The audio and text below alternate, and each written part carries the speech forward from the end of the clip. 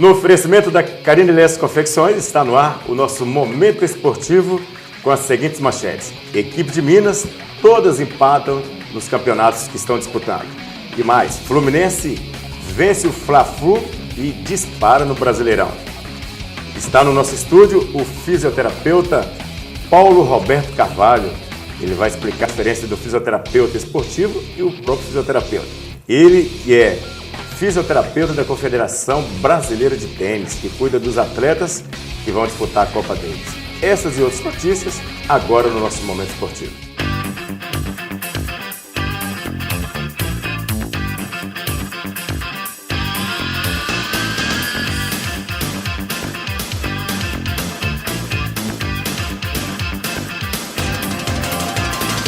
Está no nosso estúdio a convite o fisioterapeuta Paulo Roberto Carvalho, Montes Claros, ele que é o representante de Minas Gerais na Confederação Brasileira de Tênis. Ele cuidou recentemente dos atletas brasileiros que estão disputando a Copa Davis. Ele é formado em Ciências Médicas pela Faculdade de Minas Gerais e vai bater um papo conosco para falar a diferença. Primeira pergunta eu vou fazer para o Paulo.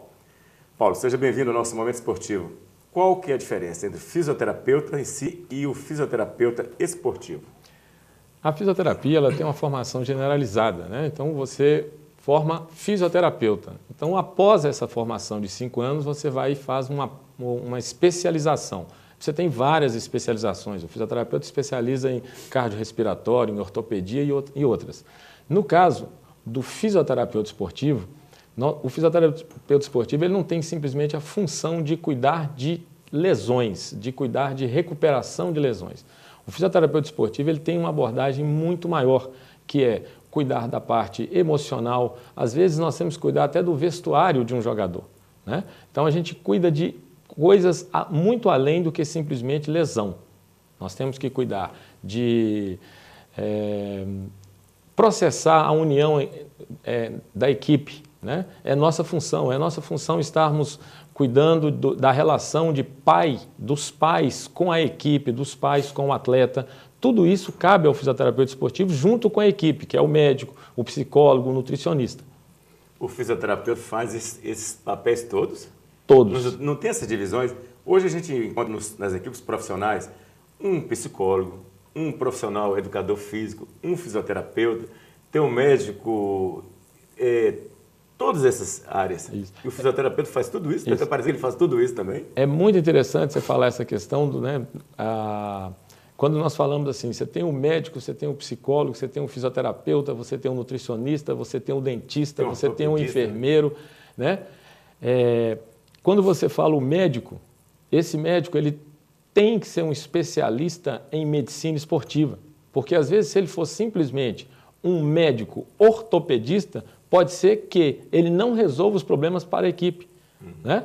Ele vai resolver o problema quando o ortopedista vai resolver o problema quando tiver uma fratura, quando tiver um problema grave. Agora, o médico esportivo, ele está buscando outros objetivos junto com a equipe.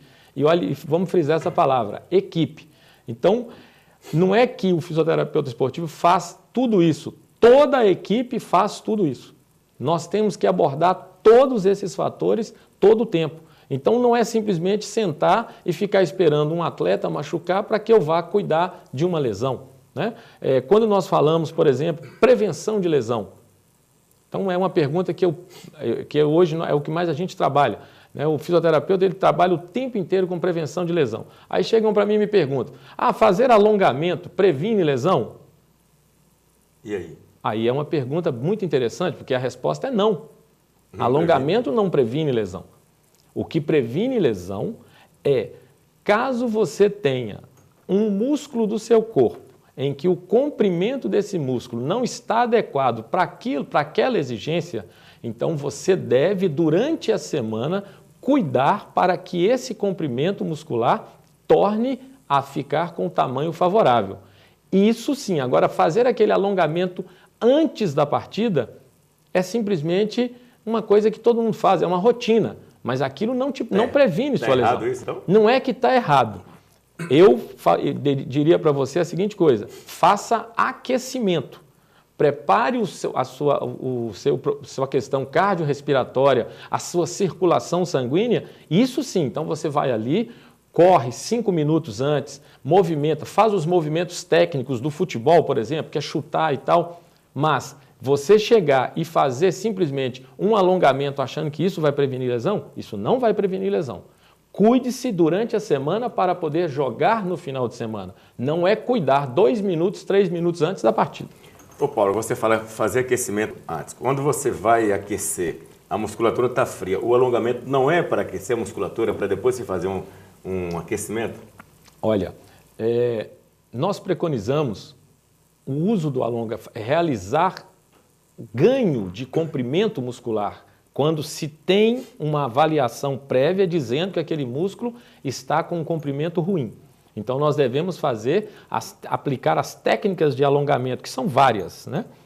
Agora, quando você vai praticar uma atividade esportiva, como jogar uma peteca, jogar uma partida de tênis ou jogar uma partida de futebol, faça um aquecimento antes. Converse muito com um educador físico sobre a questão do aquecer. O que é aquecer? É você sentir aumentar a temperatura do seu corpo. É você já entrar com a sua frequência cardíaca adaptada àquela prática. Mas o alongamento não faz isso também? Não, o alongamento não faz isso. Isso aí você vai fazer com movimentos de corrida, com movimentos, gestos esportivos. Tá certo. Olha, então, nós vamos para o intervalo comercial. Antes eu quero fazer uma pergunta.